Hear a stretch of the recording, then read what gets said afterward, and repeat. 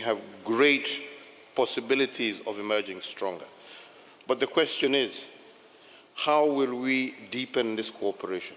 How will especially the more developed nations respond to this crisis? Will there be that greater understanding that we are stronger together than apart? These are some of the critical questions that one must continue to ask. Because, for example, if I was to look at how we responded as an African continent under the auspices of the African Union, we were very, very closely knit in terms of our reaction, the actions that we took, how we cooperated in developing and coming up with this COVAX scheme to ensure that vaccines were going to be available not to one particular country. We came up with a joint effort and we said we want a solution for the entire continent. And really that was actually the crux and the beginning of the whole COVAX scheme and how it came to be. But like I said, at the end of the day, when the vaccine was actually finally developed, those who developed and had it were not willing to share it with the rest of the world.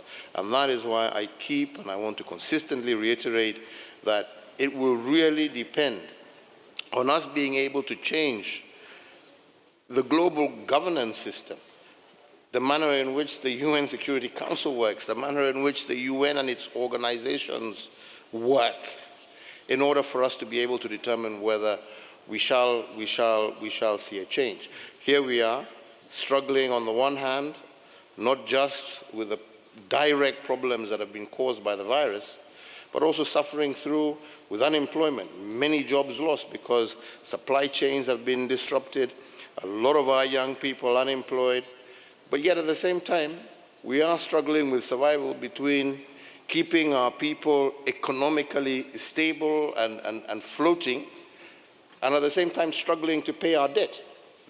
Now, when we come across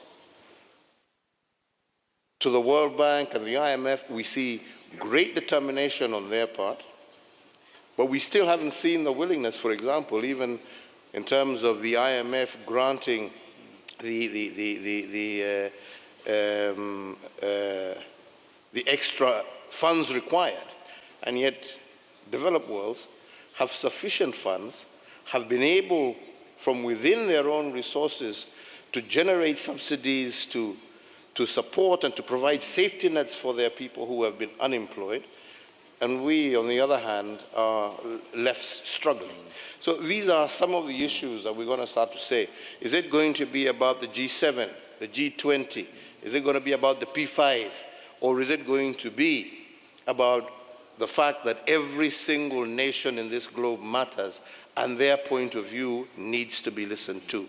And that's why in Africa we are focused ourselves as what we call the C10, to see how we can push through this agenda of creating and pushing for reforms within the United Nations agencies in order for us to be able to have an equal say in matters that concern us.